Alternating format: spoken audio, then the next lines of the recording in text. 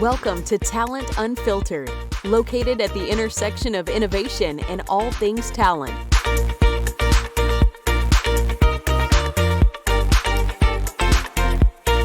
Talent Unfiltered is presented by Intelligent and by HireWorks.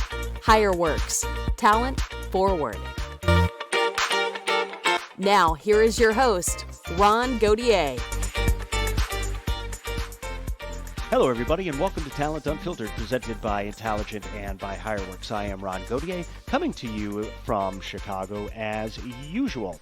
Now, if you're not familiar, Talent Unfiltered is a podcast focused on all things talent, meaning anything that could impact your ability to hire a committed, diverse, and talented workforce is fair game for our discussions. Our guest today is Charlie Judy. He is the CHRO at Intelligent Medical Objects. He is a former Big Four consultant, a founder of a company, and a self-professed data nerd. And he and I are going to talk about how the employee experience can impact your ability to recruit at a high level. But before we get rolling, I want to invite each of you to visit Intelligent.com. Now, for those of you that aren't familiar, Intelligent is our digital magazine and online community that is focused on helping solve the talent equation. And we are so lucky to have a great set of contributors that include thought leaders in the space like Lou Adler, Craig Fisher, Jason Seiden, Shally Steckrell, Dean DaCosta, Dr. Tanja Coleman, and so many more. And we also have practitioners giving their thoughts on how to make recruiting better for everyone involved, candidates and companies alike. So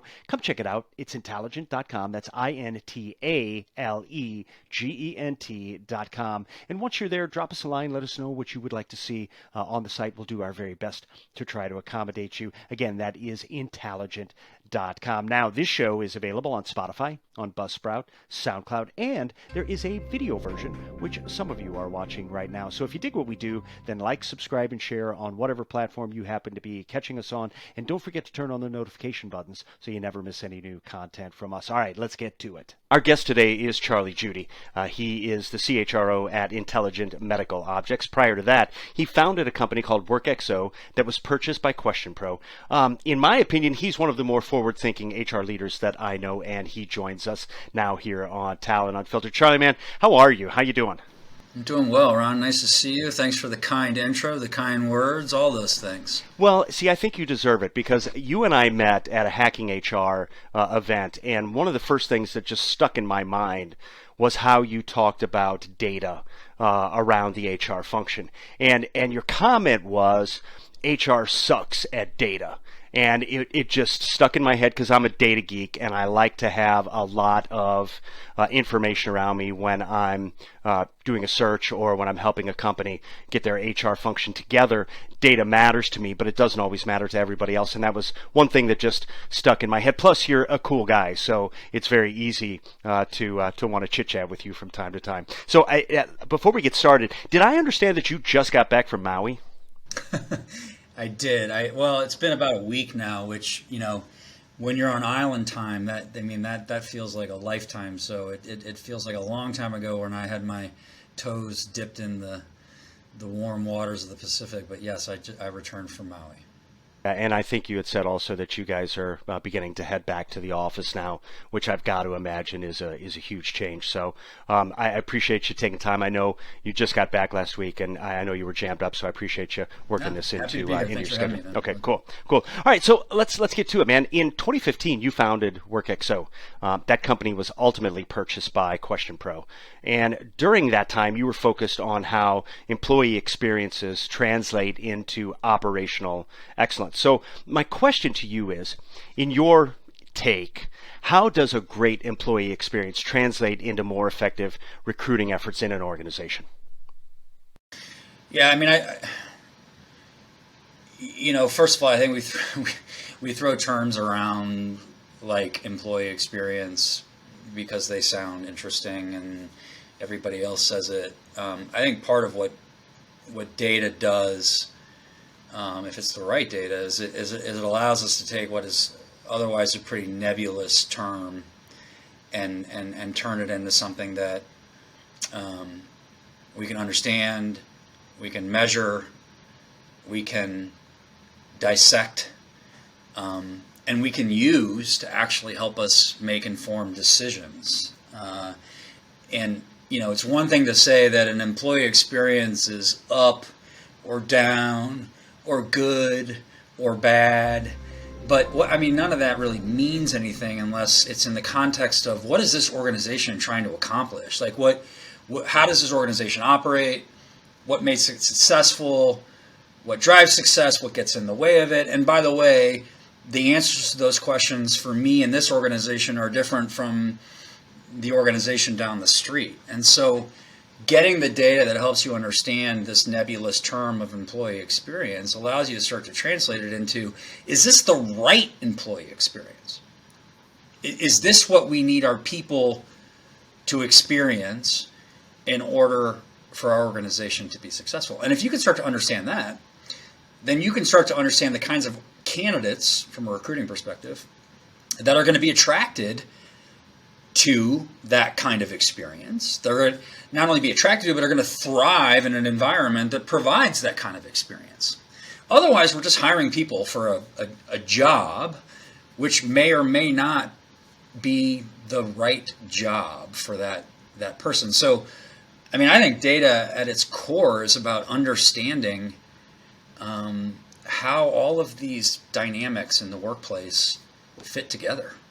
And I don't want to rewind too much on the comment that I made at the hacking event, but I think it's important. Like, first of all, I'm an HR guy, so I can say those kinds of things about HR people. And second of all, it's true.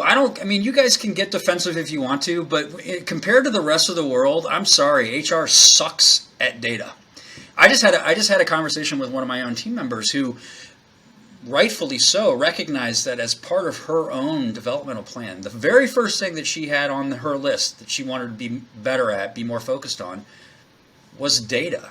I don't see a future in the world of work where data is not increasingly important. And so the sooner we recognize that we can be better at it, and by the way, even if you replace suck with could be better at, we'll all be in a better place. Like, let's just do that. Sure. No, that makes perfect sense, Charlie. It's so interesting because, it's okay if you have an ugly baby, but you don't want anybody else to tell you have an ugly baby. It's kind of my feeling about it. There is no such thing as an ugly baby. Okay. Come on. All right. Well, okay. Maybe not. I don't know. But I'm just saying, you can dislike things about your own profession, but sometimes it's a piece of hard cheese when somebody else in your profession tells you that you're not very good at it. I also love the way you describe organizations needing different data, because I've always believed that every organization strives for a great culture, but companies are kind of like fingerprints. They're unique, right? They are very, very unique in the types of environments that they create. And I think that data not only helps companies hire the right people, but it also gives them that insight to make changes when they're having trouble attracting people, because they can go back and look at their culture or their organization in a much more kind of pragmatic way. Does that kind of jibe with where your head's at? 100%, man. Stop talking about great cultures. What is great for who? Exactly. For you? Exactly. For me? Because Ron, what you do every day, your culture, as you define your culture, that ain't for me, man. I got an email, one of 100 that I get every day from vendors that was, started with, hey, I want to make sure you're on the X publication's best company to work for. Why? Best company to work for who? That's just a story that we got to stop telling. We got to start talking about this organization is the right place for you, because this is where you will fill in the blanks, because this is how we fill in the blanks, because it's not about good or bad. It's not about best or not. It's not about binary terms. The workplace is not a set of binary terms. Start helping people understand what it's really like to work there. Not whether it's good or bad, but this is what you will experience. And let me put that into words that go beyond open door policy. We communicate transparent. Okay, fine, but what does that look like? What does that feel like? What does that smell like? What does that? Give it to me, man. And the sooner we get away from this binary terminology, the better we'll all be at recruiting the right people for our organization. I couldn't agree more. It's spot on. And I think the points you're making are exacerbated by the new work environments that we're all going to go back to, right? Those companies that are going back to as it always was before will struggle. But in these new environments, in these hybrid or remote environments, culture is less about how I feel when I'm in the office and more about how does this impact my life? What happens to me in a real life situation, and how do I fit my life into my work, not the other way around, right? Great stuff, Charlie. So I want to move on here because I only have you for a limited amount of time today, even though I could talk to you all day long. You're currently the CHRO at Intelligent Medical Objects here in St. Louis. I love that you guys are focused on making a real difference in the healthcare space. My question to you is, what ways did the pandemic in 2020 change the way you're approaching work as you go back to the office, in a full or part-time way? Slight correction. I think you said we're in St. Louis. We're actually here in Chicago. I meant Chicago. I'm sorry. That's okay. I know you're all over the world. Unfortunately. I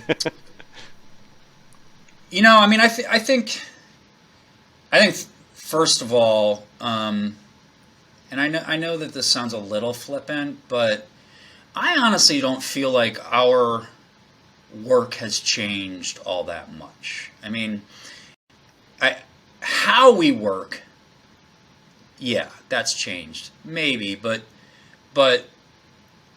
I think I want to think that our workforce, certainly IMOs, and I think more broadly, is already getting a little bit more adept at kind of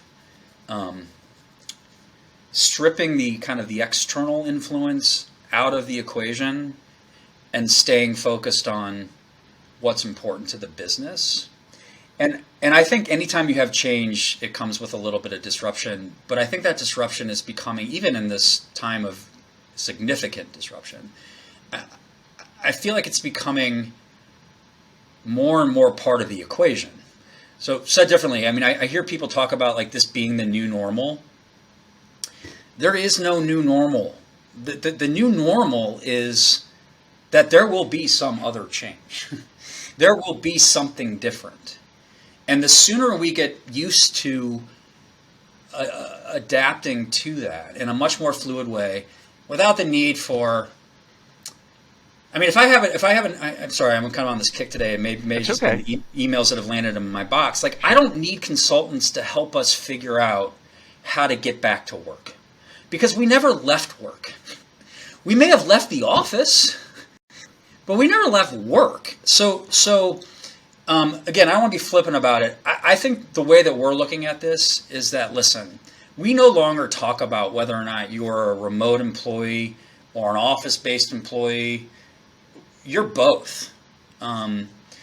We think it's as important to spend time together physically in a physical space that we can share and collaborate and innovate and team, as we think it's as important as it is to sometimes just need to work in your jammies. Like, and by the way, I do not want to be in the business of figuring out what those times are. Like, that's not my job. That's your job. That's your team's job. It's your manager's job. It's a collective responsibility for you guys to figure out what works for you. I can't give you a policy for that. I can teach you how to be more comfortable making those decisions. We can help you. We can give you permission to be flexible and to exercise that judgment. But there's no like playbook. It's just about deciding what works best for you guys.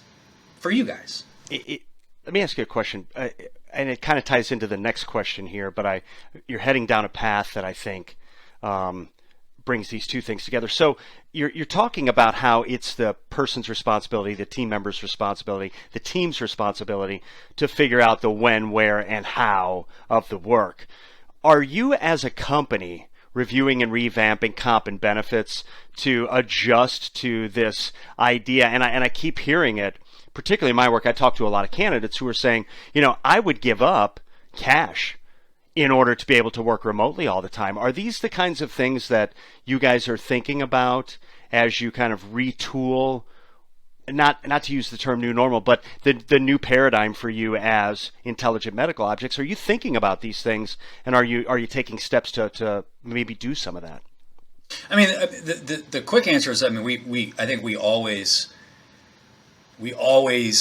correlate changes in the workplace to the more programmatic side of the business, whether it be benefit plans, compensation, et cetera. I mean, I would say in this particular case, and more specific to your question, I mean, again, I don't pay you based on where you sit, but for geographic differences, which is that's a comp conversation. That's not a job conversation. Being remote is no more a premium than being in the office.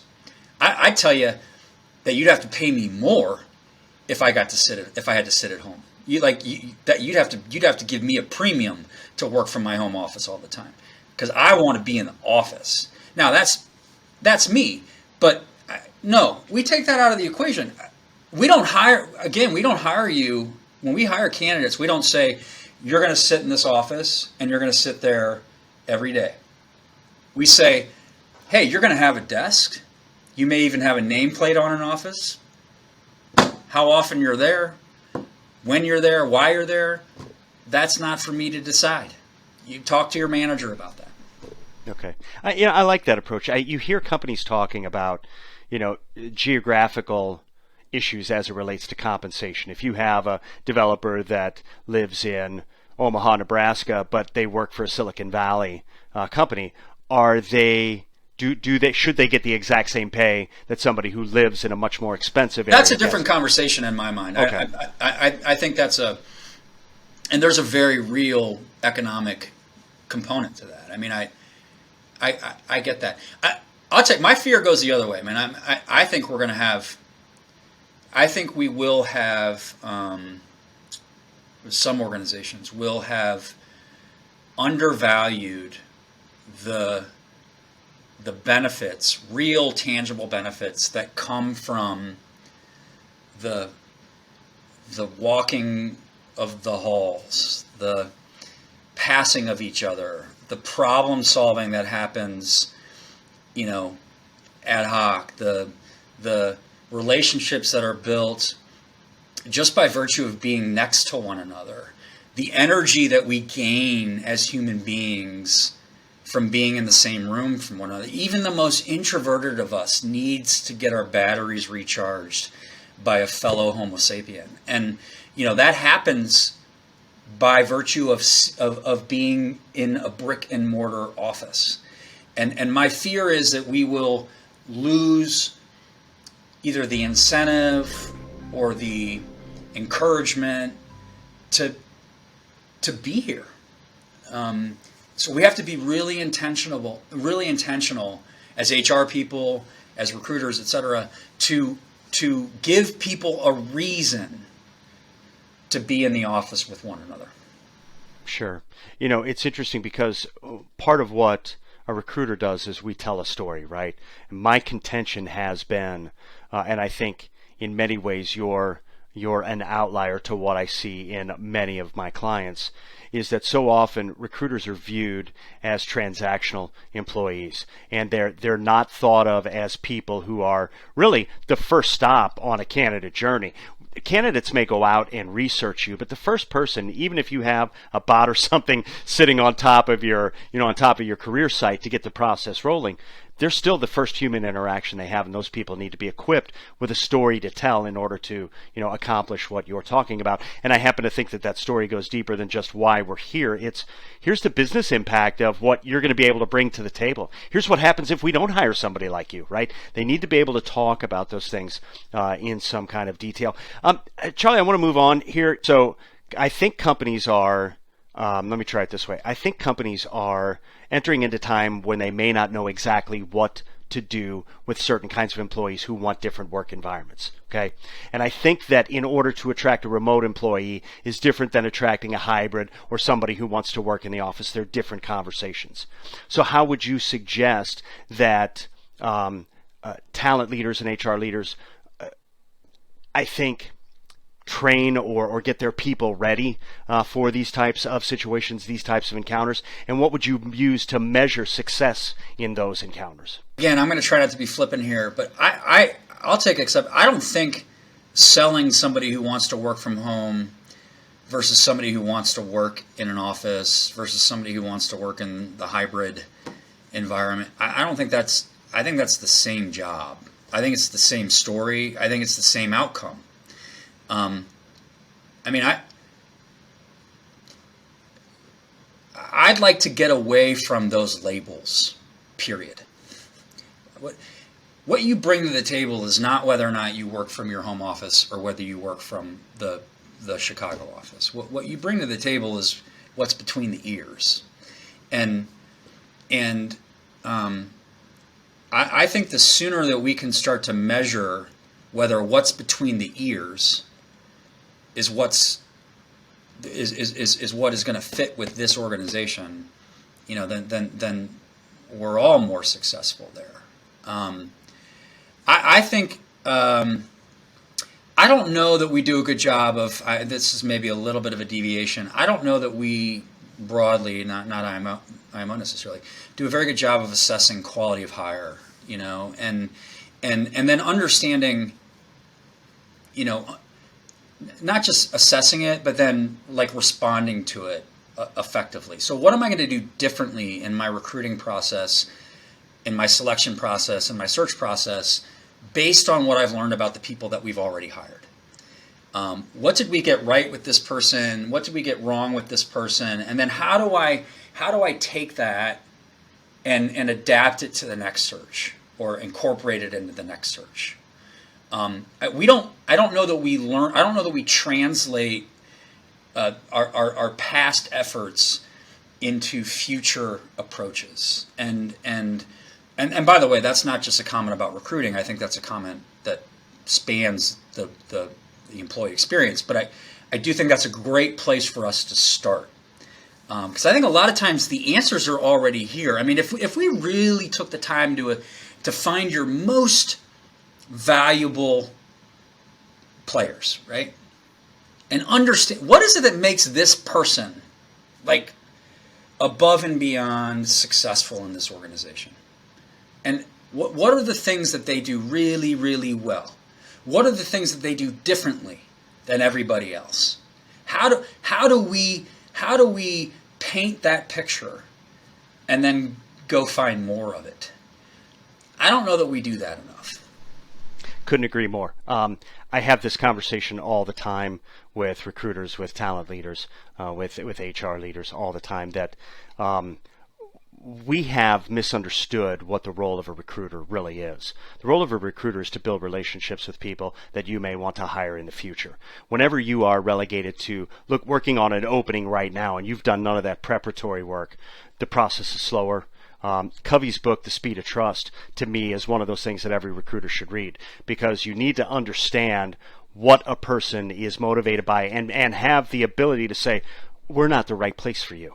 And we're not the right place for you because here's the things that we look at culturally, and that doesn't line up with what you're telling me you want. But we're so focused on speed versus quality, right? We don't really think about quality, as you said. We're thinking about how fast can we hire, how fast can we hire, how fast can we hire, and that is not always the solution, particularly in talent equation. And so that leads me right into my next question. Why is it that so many HR and C-suite leaders still misunderstand the value of talent in their organization, the value of the talent function in their organization, and how it actually gets done, or how it should get done? Well, I mean, first of all, I hate to think that there really still are C-suite leaders out there that don't value it. I have trouble equating. I mean, it's the lifeblood to the business. Well, let me stop you there. I think let me rephrase it. I think they value it. I don't think they understand how quality recruiting actually happens, and that to me is the challenge. I think everybody agrees talent's important, but they equate speed or velocity in your pipeline with quality hiring, and that isn't always the case. And that's really what I think I'm trying to get to. Yeah, well, I think that so that's I get that. I mean, I think a little bit that goes back to what are we doing to assess the quality of hire, right? And by the way, I gotta stop saying by the way. I say by the way way too much. It's my new like. It's thing. okay. By the way, I love it. Even my kid. By the way, I do too.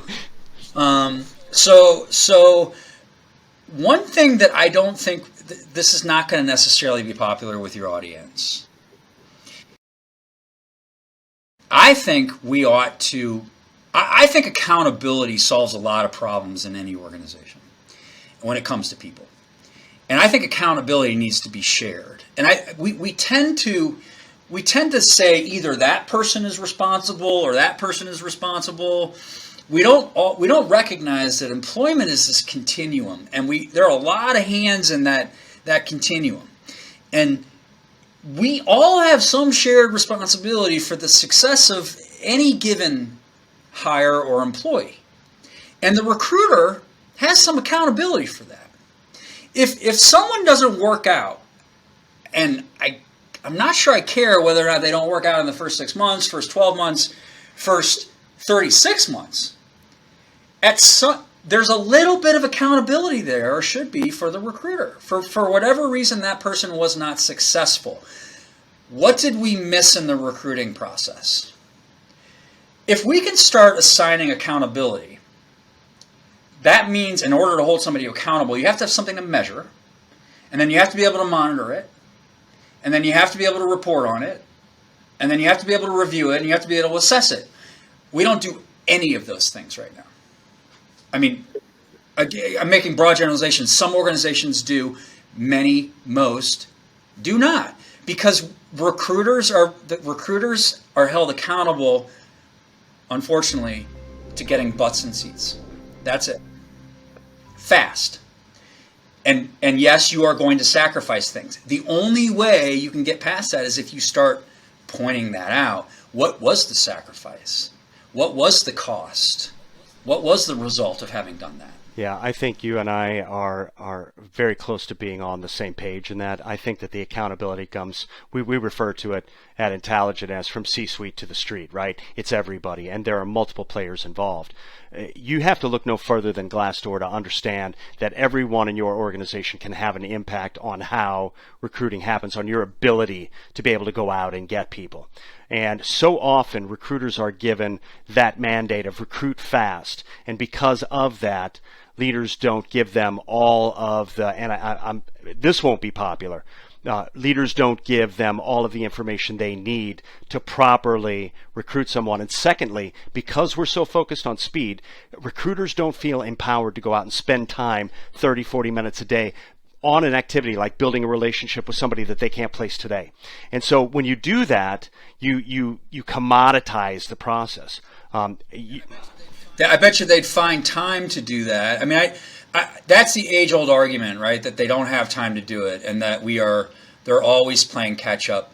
And I get that. I mean, I can say that about a lot of things that we do in this world. I mean, I wish I could find time to, more time to spend with my daughters, right? But I mean, like that's life's story. You make time for what you are paid to do, and what you are held accountable for.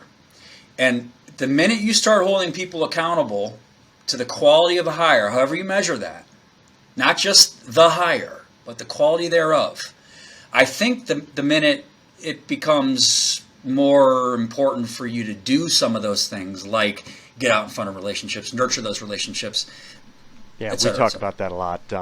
Different measurements, right? Quality of relationships, number of new relationships, quality of conversations. How can we measure that? What are the things that we can do? And I think, to your point, accountability. Recruiters definitely need accountability, but leaders, C-suite and above, or C-suite, need to understand what actually goes into going out and building that relationship, because inadvertently, I think when there's that pressure to go faster than your competition, that trickles downhill, right? And it gets to people and they begin to focus on, well, I need to go faster, and those things end up getting sacrificed. Charlie, thank you so much, man. I had a great time today, and I always get a lot out of our conversations, and I'm just grateful you were able to take some time with us and a little bit of time here today to talk about this stuff. Thanks. Half hour is not a lot of time to solve the world's problems. No, it's not. No, it's not. But We certainly got at some of them. Thanks for having me be here. now, next time, before you go, next time that the world is kind of all coming back together now, I owe you a coffee somewhere. So let's figure out a time to go do that. Yeah, let's shoot. Let's aim a little higher, Ron. Let's try to aim a little higher. Dude, I owe you whatever you tell me I owe you. All right, man. Dave, thanks so much for taking time today. All right, that's going to do it for us today. Big thanks to Charlie for joining us here. I think his take on the modern HR function, how data can make us more human, and how to properly value the talent function are critical to success in 2021 and beyond. Now, if you like what we did here today and you want to stay up to date, then like, subscribe, and share on your platform of choice. Don't forget to turn on the notification buttons so you never miss any new content from us. Until next time, stay safe.